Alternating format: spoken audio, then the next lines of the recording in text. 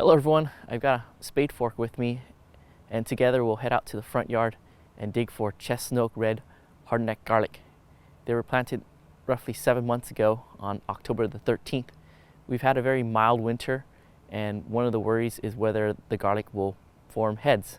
So at the very least, hopefully we get one good garlic bulb for planting next year. And when we come back, we'll talk a little bit about the garlic. Our box planters have a lot of things growing on in them. Our Chesnok Red garlic are right there. The purple artichoke is over there, and our very mild winters has made it a not a great harvest, but we get some small ones. We have some in this tuff here, some spinach. They're the giant version, the Monstro, the Viroflay, and yeah, that's where we'll work and spade up our garlic.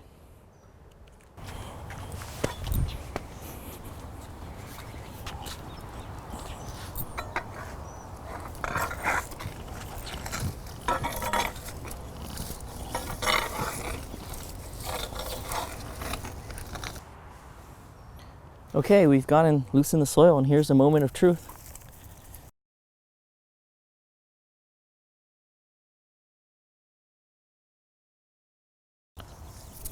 It's never a good sign when a gardener is completely silent during a harvest.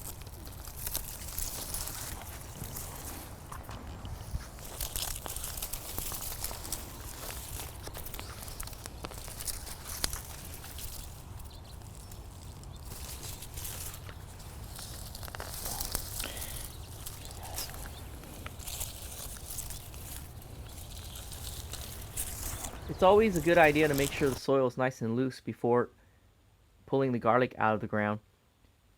The reason is the garlic is still alive, and keeping the whole plant intact will ensure that the energy that's still in the leaves can then get transferred into the bulb. This is why garlic is cured before using. The other reason is to make sure not to damage the neck of the garlic, because once that is damaged, the connection between the garlic head and the leaves is severed, and that energy retention doesn't happen. So that's why it's really important to make sure the soil is nice and loose.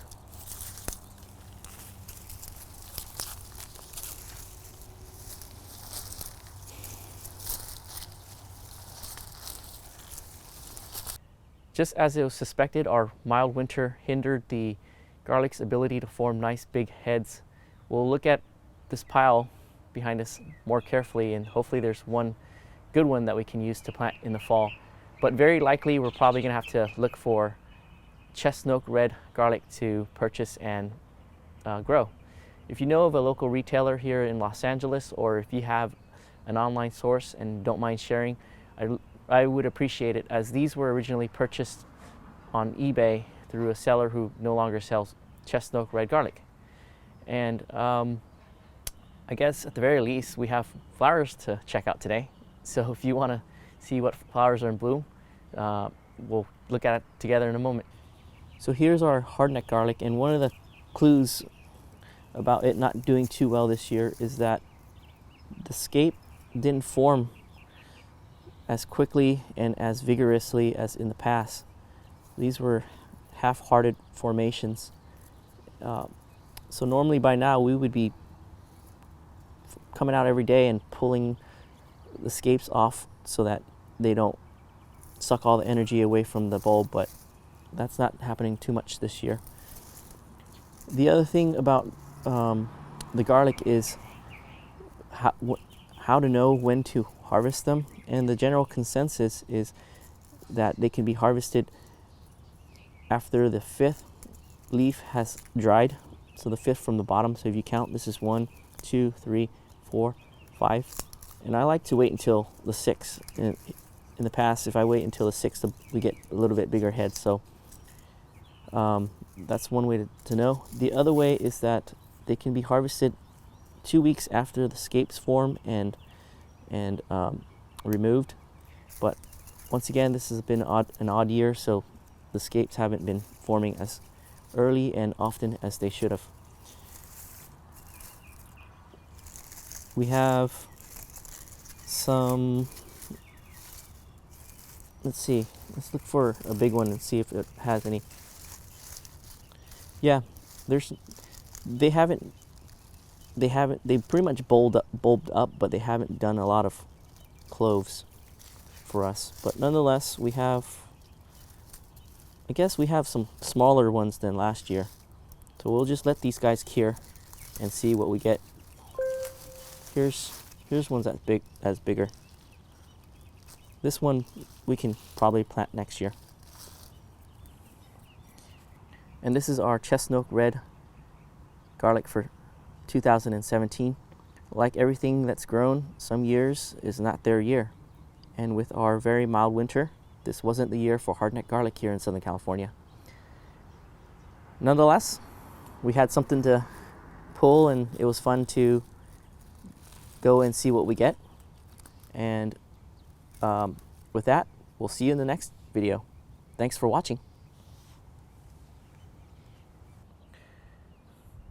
In bloom out here in the front yard this morning, some golden poppy, pardon me, daylily, echinacea.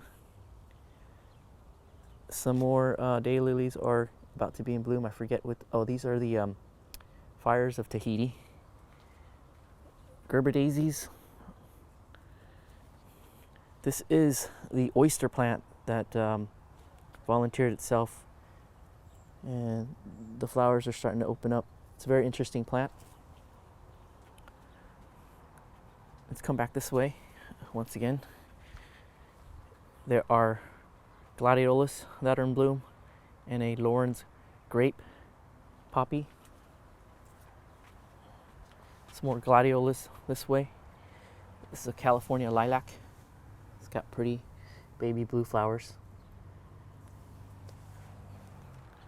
And here's the Lawrence grape poppy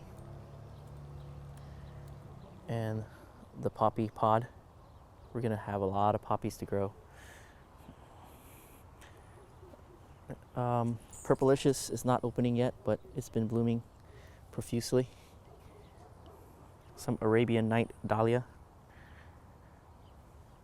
And down this way is the black carnation. And this looks to be a mutation because it's got a single petal compared to typical carnation. Pineapple sage is in bloom. And then let's come this way and look at, well, this is our elephant garlic that's starting to bloom. So they're grown for their flowers as well. As far as growing some for crop, the scapes are removed so that the bulbs can get big. Our Provence lavender is budding and will bloom soon. This is Love in a Mist, and they have really pretty flowers, and it's like a fruit salad of colors here. These are volunteer plants from last year, and here's a seed pod, and they just like the California poppy, those grow by themselves in the borage. Oxford blue sage is in bloom, and ooh, look, our peach sunflower is starting to bloom. So yeah, oh, let's go back up here. Not too interesting, but a cigar or firecracker plant. These are always in bloom and loved by hummingbirds. Okay, that's it. That's all the flowers that are in bloom right now. Thanks for checking it out.